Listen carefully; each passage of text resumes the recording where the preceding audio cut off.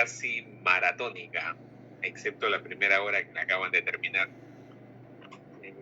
Voy a tener algo similar el miércoles con otro grupo, así que vamos a ver cómo nos coge la semana. Esta sesión va a ser desde las 7:30 hasta las 10:40. Bueno, ya un poquito avanzado. Tenemos un intermedio que es el regular, el que está programado, que es a las 8:15 hasta las 8:30. Y bueno, como es una sesión larga también, vamos a hacer un siguiente intermedio, el que hacemos regularmente, ¿no? Entre las 9:30, 9:15 para las 10 aproximadamente, dependiendo de en qué momento cortemos la clase, pero un poco para poder oxigenarnos algo y nada, evitar que la clase también se vuelva un poquito tediosa, sobre todo para ustedes, porque a veces se me va el tiempo aquí explicando, conversando, pero igual es bueno siempre tomarse unas pausas, de repente hacer un poquito de ejercicio, tomar agua, ir a los servicios, bueno, todo lo que pueda suceder en esos minutos que hacemos el corte, para evitar que, bueno, esto sea también un poquito monótono o tedioso, etcétera. Muy bien. En esta segunda clase, tercera en realidad, la del jueves casi no se siente porque es una sola hora. Tercera clase, estamos en la segunda semana ya. No hemos tenido una primera clase que fue la de la semana pasada de la inauguración del año académico. Es por eso que esta semana que pasó ha sido bien cortísima y prácticamente estaríamos empezando en esta primera clase.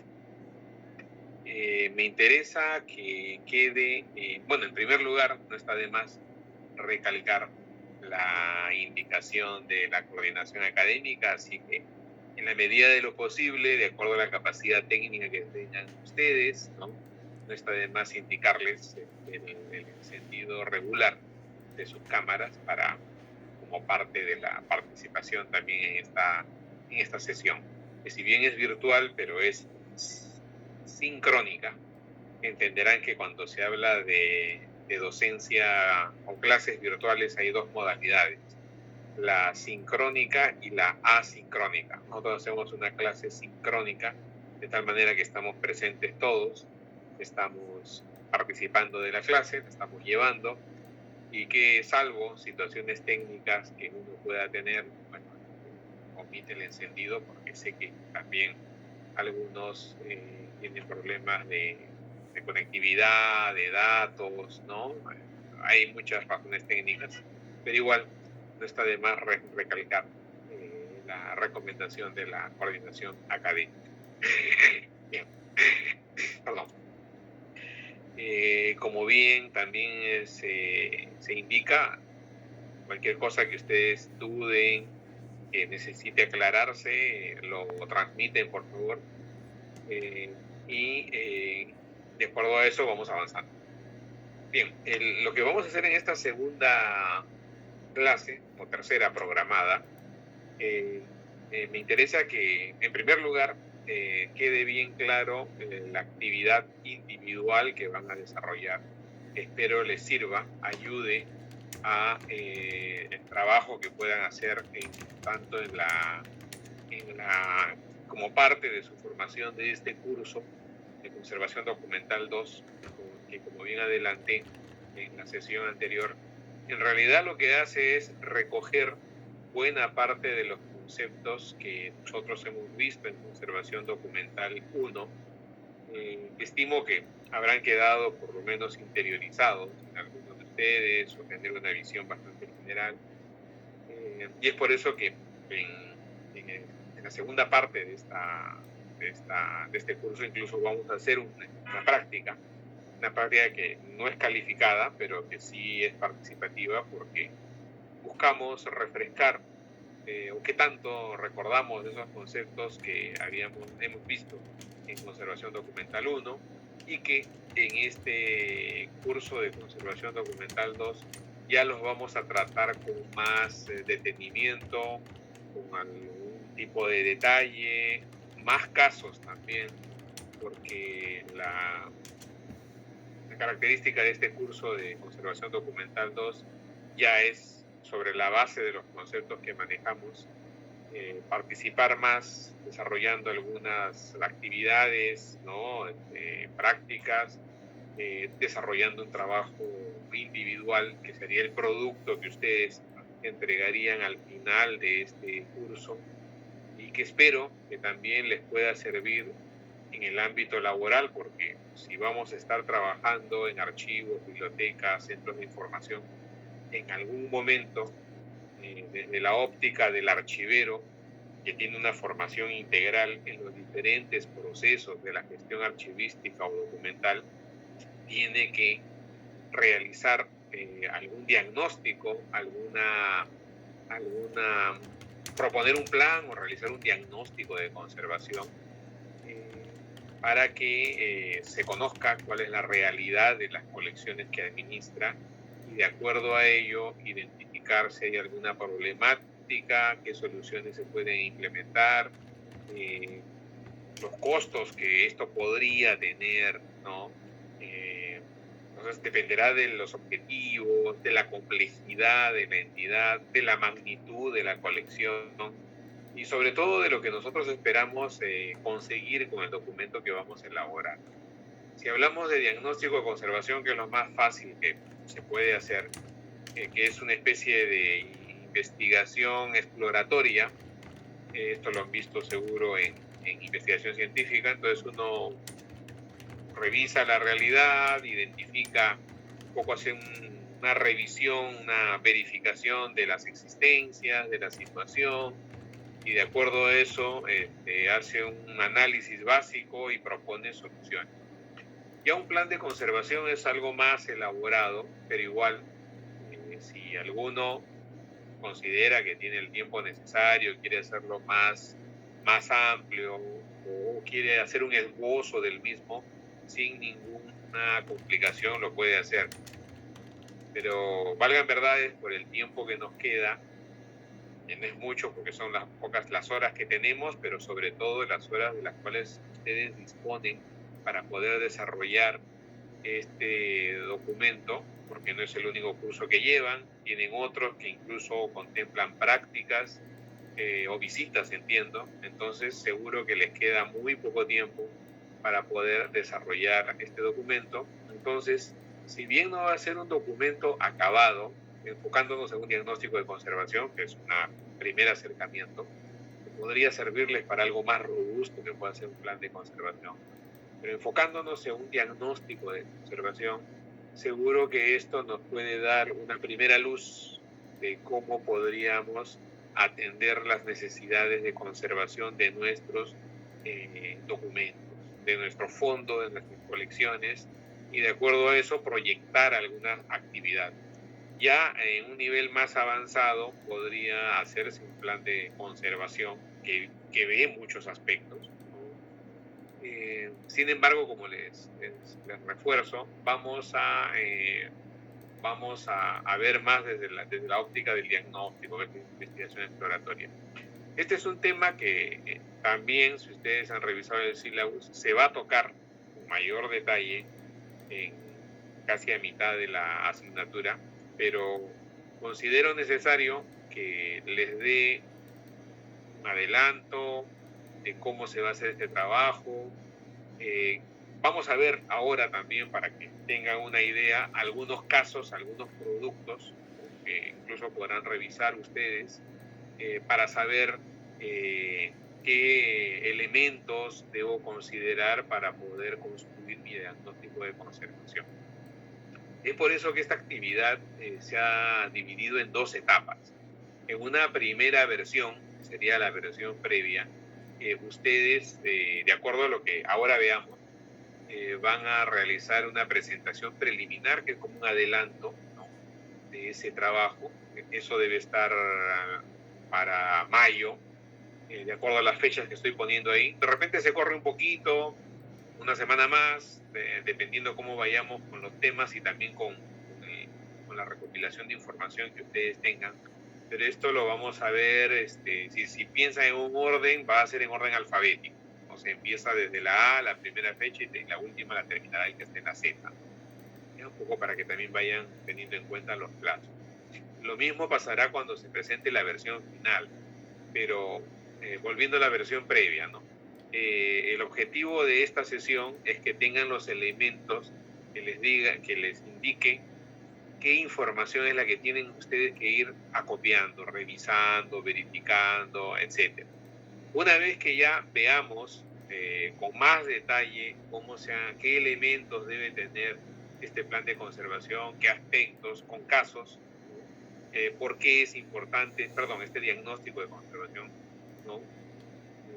También vamos a ver planes, obviamente, planes de conservación en su momento, pero cuando tengamos que presentar la versión final, seguro que ya para entonces habremos revisado con más detalle en qué consiste este diagnóstico de conservación y los planes de conservación, que ya son formas más elaboradas, mucho más complejas, porque necesitan mayor inversión de tiempo, de recursos, mucho más información, tabular datos, etc. Pero prácticamente el diagnóstico alimenta el plan de conservación. Entonces, el primer paso que ustedes pueden dar en este curso, y que seguro después ya tendrán los elementos para poder desarrollar un documento más elaborado, ya en su práctica, revisando más bibliografía, inclusive, en su momento, si lo tienen a bien, comunicándose conmigo, si necesitan alguna aclaración, porque mis alumnos siguen siendo alumnos y yo seré su profesor y viceversa, porque aprendo de ustedes de manera permanente, porque termina el curso y no terminamos ahí, ¿no? Siempre la relación se mantiene. Me sucede con alumnos de los cursos básicos o intermedios o avanzados, inclusive, que he dictado, o algún diplomado, y por ahí, profesor, ¿se acuerda de mí? Llevamos el curso tal, etcétera, estoy haciendo tal cosa. Y bueno, en la medida del tiempo que disponga y que pueda revisar de lo que me comparten, por ahí les mando alguna sugerencia, ¿no? Que ya dejo a consideración que también la asimilen, pero bueno, siempre no está de más tener un par de ojos y oídos adicionales en estos temas. Bien, entonces, esta sería el objetivo de que en esta sesión veamos cómo vamos a construir este diagnóstico de conservación. Pensemos lo mejor de esa manera, ¿no? Diagnóstico. Cogí plan y diagnóstico, pero porque ese es el tema que vamos a desarrollar en su momento, pero vamos a ver este primer paso con el diagnóstico de conservación. Hacer diagnóstico es una información, como les digo, bastante básica. Son los insumos iniciales, y es por eso que les propongo este esquema, un poco para ordenar ideas, porque a veces sucede, ¿no? O sea, lo he visto con chicos hasta del colegio, ¿no? Me pasó el otro día siempre bueno compartir estas anécdotas, ¿no? A mi hijo le mandan a hacer un ensayo sobre un tema en particular y bueno, la rúbrica le dice, mira, te vamos a evaluar que el objetivo esté bien claro, que la idea sea precisa, muy sintética, con recomendaciones, etcétera. Entonces cada uno de eso tiene un peso. Entonces lo único que puede hacer uno allí, porque te da poco tiempo, es ordenar ideas y saber cómo va a enfocar, va a atender lo que te están pidiendo y cómo vas a partir de lo general, ¿no? Que es la situación, el problema, a lo particular, que serían ya las soluciones que vas a implementar. Y es por eso que les propongo este esquema para su versión final. Ustedes le pueden aumentar, de repente no les gusta el nombre que dice antecedentes, historia, pero lo que necesitamos saber es de qué se trata, ¿no? ¿Qué es lo que sucede? ¿Cómo era en este caso, ¿no? La entidad, por qué surgió un poco la historia de esta institución, pero lo pongo antecedente porque en realidad es el escenario dentro del cual se va a desenvolver la situación que voy a resolver, ¿no? Si es un archivo pertenece a una entidad y esa entidad tiene una historia, y esa historia, que son los antecedentes, responde pues a cómo se ha construido la entidad, si se llegó a implementar en algún momento pues en qué momento se hizo el archivo central, porque hay entidades, incluso me ha tocado, si tienen poco tiempo de vida, todavía no tienen un archivo central, se manejan a nivel de gestión nada más, y por ahí hay algún un entusiasmado que está copiando esa información, o recién se está enterando que el archivo central debe existir y que esto debe estar bajo la tutela dependiendo de la organización, de administración, de gerencia general, secretaría general, va junto con mesa de partes, depende de las instituciones. Y ya cuando entramos en materia es cuando nosotros estamos dentro del repositorio y empezamos a hacer una especie de diagnóstico. Vamos a ir identificando cuáles son los problemas que hay y estos problemas, qué riesgos pueden implicar, ¿no? Pues, riesgos de pérdida de la documentación, de la información, seguridad, el riesgo de algún, no sé, de incendio, hurto, vandalismo, etcétera. Y esto, ¿cómo lo pienso resolver? ¿No? O si voy a establecer algún procedimiento. Voy a poner un caso, ¿no? Si se trata de un riesgo que tiene que ver con pérdida de la documentación en los préstamos, pues seguro que el procedimiento será pues un reglamento de préstamo, ¿no? Con algunas penalidades posiblemente, seguimiento, etcétera. O si el riesgo es que si la documentación está desorganizada, no hay un control obvio que tengo que implementar la organización de esta documentación, identificación y organización, y seguro que uno de mis procedimientos será pues desarrollar algún tipo de cuadro de control, base de datos, algo que me permita hacer un seguimiento de la documentación. La foliación también es un procedimiento. Ya esto, seguro que a estas alturas de la formación ya lo tienen claro, porque son esas ideas que ustedes pueden manejar, que pueden provenir de los otros procesos archivísticos, seguro que aquí les van a ayudar.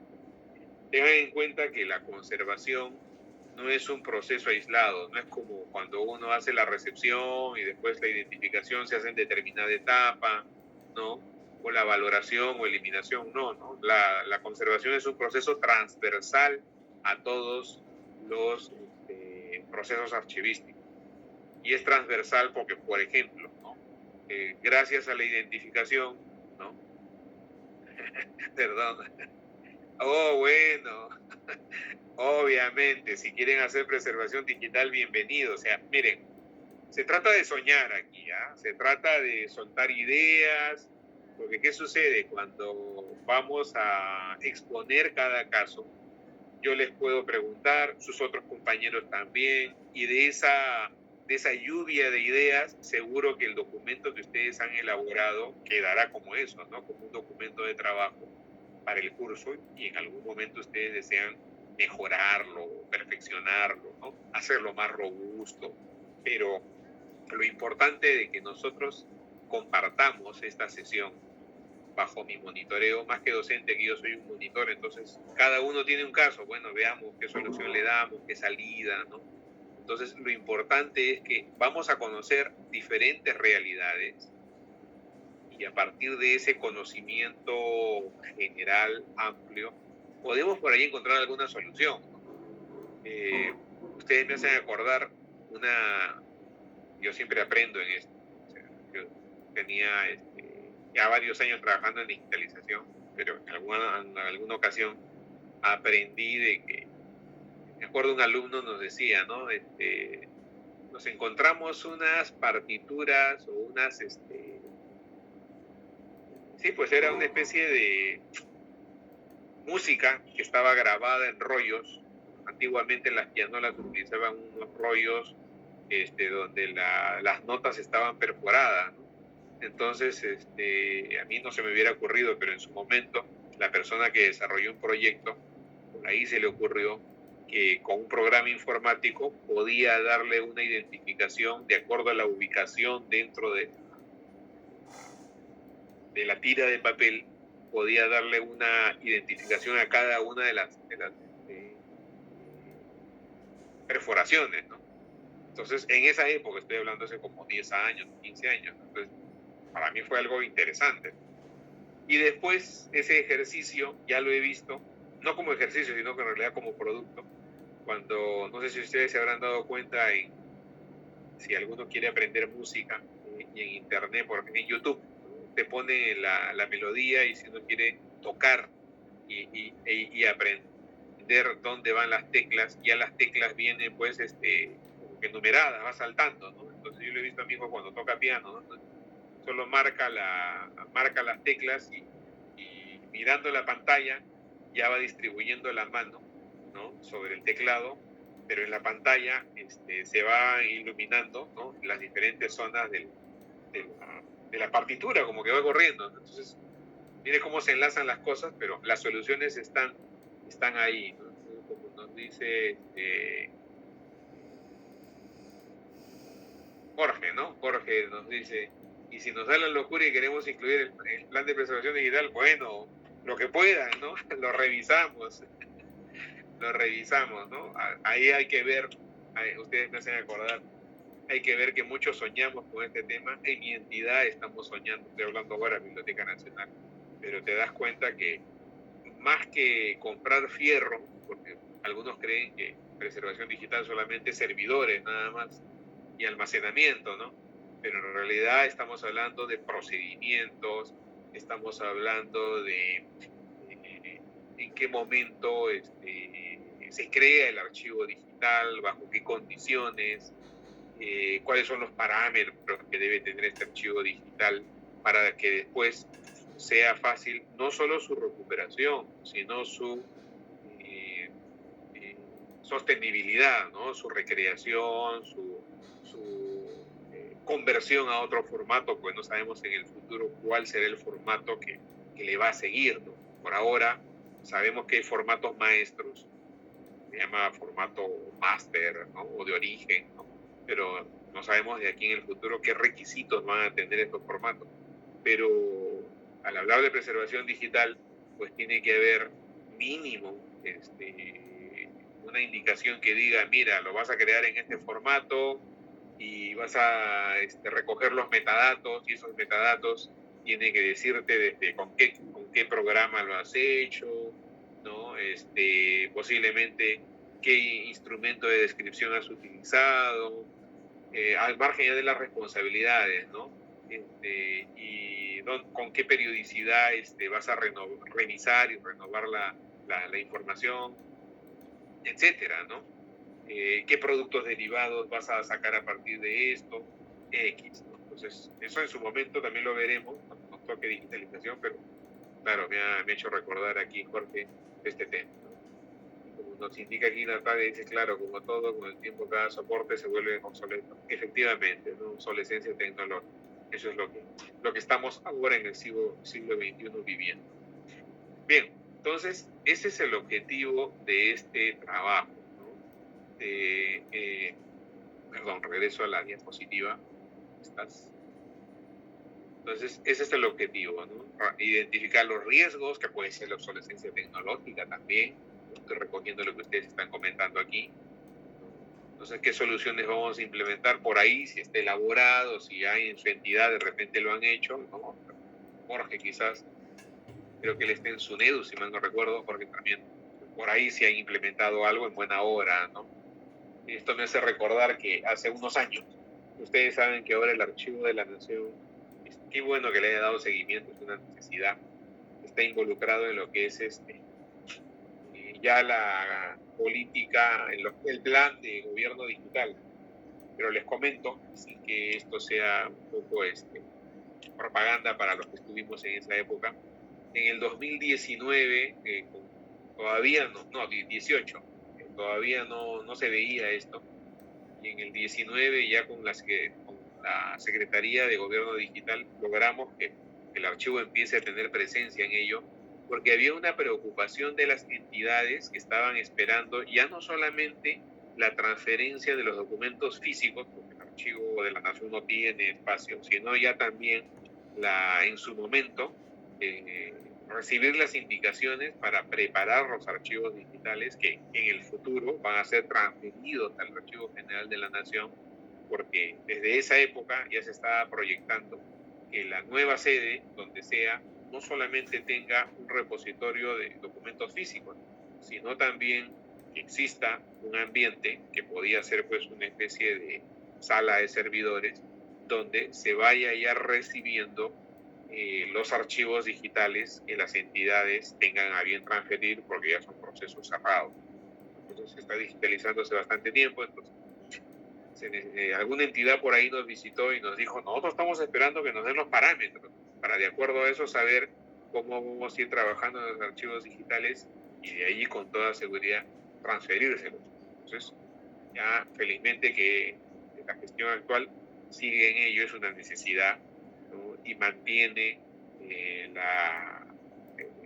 la posición que debe tener el Archivo de la Nación sobre este tema. Igual desde esa época ya el archivo participa, por ejemplo, del Comité Nacional, el Comité Técnico de Microformas que coordina INACAL, porque si hablamos de microformas, antiguamente cuando se pensaba en microformas era lo que se reducía en formato analógico de papel a formato fotográfico, a película, pero luego con el tiempo ya este concepto ha evolucionado y también ya ahora es microformas digitales. Entonces, lo que se pueda convertir a formato digital debe reunir algunos requisitos. Entiendo que INACAL todavía no aprueba la actualización, pero desde hace ya 3 años estaba trabajando en ello. Entonces, miren todas estas soluciones que puede haber en el medio y que pueden servir de referencia. Y es por eso que para implementar eso se necesitan algunos recursos. Desde lo más básico, ¿no? Si su diagnóstico de conservación les dice, mira, tampoco vamos a ser muy ambiciosos, hay que ser realistas. Y lo que necesitamos, para empezar, es limpieza. Organización y limpieza. ¿Y quién lo va a hacer? Tenemos que contratar personal, tenemos que adquirir insumos que pueden ser desde aspiradoras, brochas, los guardapolvos para el personal que también vamos a contratar, será un tercero, personal que vamos a entrenar, etcétera, ¿no? Entonces, haremos un esbozo, pero esto es como un ejercicio, ¿no? O sea, no es que se vaya a ejecutar, pero ustedes hacen el ejercicio de que lo quiero hacer así, listo, y estos son los recursos, muy bien, y me va a costar tanto, ¿no? Entonces, yo haré un ejercicio y diré, ¿no? A ver, pienso limpiar, no sé, 50 metros lineales de documentos, organizar y limpiar, muy bien, ¿qué necesito? A ver, lo quiero hacer en medio año, porque la producción va a ser, se me ocurre, ¿no? 3 metros lineales diarios, ¿no? Ya, ok, ¿cuántas personas necesito para cubrir los 50 metros? Ok, ¿en cuánto tiempo va a ser? ¿Qué actividades van a desarrollar? Listo. Y también la limpieza, listo, ok. ¿Y qué necesito? No sé, lo voy a terminar poniendo en cajas archiveras, por ejemplo. Voy a poner mobiliario, me va a costar tanto, etc. Todo esto forma parte de la solución y la solución necesita un presupuesto. Esos son los recursos y el presupuesto. ¿Y cómo lo voy a hacer? Bueno, será un ejercicio simple, ¿no? Un cronograma. Pienso empezar en enero, terminar en octubre, ¿no? Hacer una pausa en determinado momento. Si van a hacer 2 tareas, empiezo en enero a junio, hacemos una pausa y luego la siguiente sigue de julio a septiembre o habrá un momento en que ambas estén en paralelo. No lo sé. Ese es un ejercicio que ya ustedes lo dirán. No voy a cuestionar nada porque en realidad es el ejercicio que ustedes hacen y conocen su realidad y solamente haremos algunas preguntas, en este caso de mi parte y seguro que alguno de ustedes que por ahí tenga alguna inquietud y que le pueda servir de referencia también lo que sus compañeros vayan a compartir. Y bueno, entonces todo esto seguro que por ahí también para poder ir viendo de qué manera se construye, ¿no? De qué manera se atiende las diferentes etapas, se recoge la información. Entonces, para eso voy a necesitar algunas referencias o fuentes de información. Desde empezando, ¿no? O sea, si el archivo ha aprobado un plan de trabajo archivístico, será un insumo. Si la entidad tiene procedimientos aprobados para lo que es la transferencia de los documentos, la gestión documental, cero papel, mesa de partes, es un insumo, ¿no? Si ha hecho por ahí un plan de prevención a nivel de lo que es infraestructura, o hay brigadas, ¿no? de seguridad, pero me falta desarrollar una brigada que además pueda asistir en el caso de que los documentos también se vean afectados por un sismo, un incendio, etcétera, también es otro insumo. Y si por allí veo algunos casos, en otras entidades veo que han desarrollado un diagnóstico y me puede servir de insumo, de guía, porque aquí no es que ni su profesor tiene toda la verdad ahí asimilada en mi interior, porque siempre hay casos nuevos, hay experiencias, ¿no? De repente ya fueron válidas en algún momento, se dejaron de hacer, hay un nuevo enfoque, etcétera. Entonces, esos casos, esas referencias me sirven de guía, también la contemplaré como en mis fuentes de información. Entonces, es conveniente que esto lo tengan en cuenta. No sé si hasta aquí tienen alguna pregunta, necesitan alguna guía más. Por favor, queda abierto esto. A ver, ¿qué nos dice don Víctor Beldi? Por favor, señor Beldi. Profesor, buenas noches. Para mí es un honor siempre, profesor. Desde el año 2012 que lo conozco. Ah, profesor, sí, bueno. Sí, buen tiempito, ¿no? Profesor, creo que la escuela el director está buscando un expertise en conservación documental. Es así que nos está pidiendo un informe, focalizar pues nuestra experiencia profesional en este semestre relacionado a conservación. Y profesor, a lo que conozco yo, de repente conozco poco o poquísimo, pero yo lo que he vivido de experiencia, en todo momento se aplica la conservación, profesor, para mí. Porque si no tenemos documentos seleccionados, clasificados, asignados, codificados, no hay tampoco esa conservación documental y por lo tanto no existe nada, ¿no? Entonces es todo la conservación. También el otro dice que el fin supremo es el servicio, efectivamente, pues si no hay conservación no hay servicio. Entonces, yo creo que en el nuevo mapa mental que se podía hacer, ¿ya? Se debe correlacionar como centro de esa investigación, ese informe, ¿no? La conservación. Porque uno dice es la administración, otro dice el servicio, ¿no? Y otros más. Entonces, pero yo creo que focalizando el tema de responsabilidad educativa, de nosotros como alumnos, podemos direccionar pues nuestro trabajo a la conservación, porque si usted migra a documentos digitales, está conservando la información. Si usted clasifica, ordena documentos por series, por sección, ¿no? En un archivo, está conservando la información. Entonces, profesor, yo quisiera, por favor, de repente me estoy equivocando o pueda corroborar, ¿qué más podemos tener de su expertise grande sobre la conservación en todas las etapas del proceso archivístico, señor profesor? Muchas gracias, más bien, y disculpe, por favor. No tiene por qué. Bueno, voy a tomar buena parte de lo que nos ha dicho el señor Víctor Beldi.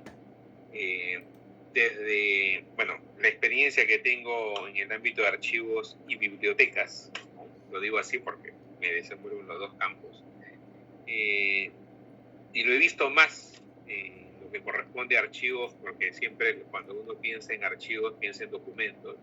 Y al pensar en documentos, regularmente uno considera de que los documentos transmiten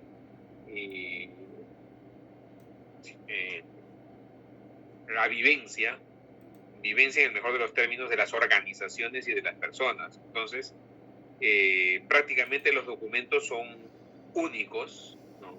Y al ser únicos, uno debe tener el máximo cuidado para poder efectivamente, ¿no? Conservarlos, pero conservarlos pensando no solamente en la conservación del objeto, sino en que nos va a servir para atender los diferentes procesos. O sea, tener el cuidado necesario que desde el momento en que se almacena, se transfiere, venga en buenas condiciones, que no se deterioren, porque si estos se dañan, me va a dificultar la recuperación de información, la misma descripción, perdón, los procesos de identificación también facilitan el monitoreo, el seguimiento de los documentos.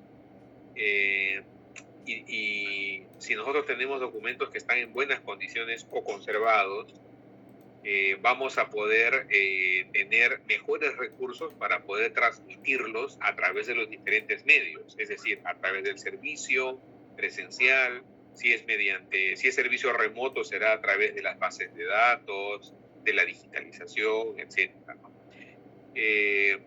Mi objetivo tampoco es que todo el mundo termine con un trabajo final de titulación en conservación, o sea, eso ya depende de cada uno, ¿no? Yo le doy este impulso porque, bueno, es el tema que desarrollo y en el cual estoy involucrado y seguro que si por ahí alguno se entusiasma, en buena hora. Y si no, como bien les dije inicialmente, ¿no? Por lo menos para que tengan un elemento, un instrumento que les ayude en su trabajo, que tengan los conocimientos necesarios para poder elaborar, realizar un diagnóstico y de acuerdo a eso proyectar alguna actividad. Porque usualmente, por ejemplo, ¿no? Cuando veo planes anuales de trabajo archivístico, cuando hablan del rubro conservación, regularmente lo que veo es ponerlos en cajas archiveras, nada más. Muy poco veo lo que es limpieza, por ejemplo, ¿no? O de repente algún tipo de estabilización, o posiblemente la evaluación de la documentación sirva para identificar series que sean trascendentes, bastante consultadas y que puedan correr riesgo de deteriorarse o en todo caso hasta de perderse, de dañarse por la consulta. Entonces aquí la propuesta sería que dentro de lo que es actividades de conservación también estaría la reproducción de información, etc. Bien, creo que me he ido del tiempo, por eso Matilde, Melissa nos está pasando la voz. Vamos a hacer aquí un alto, ¿ya? Y después del intermedio terminamos de hablar sobre este tema. Hacemos nuestro intermedio de 15 minutos, ¿vale? Okay. Gracias, señor profesor. Bien.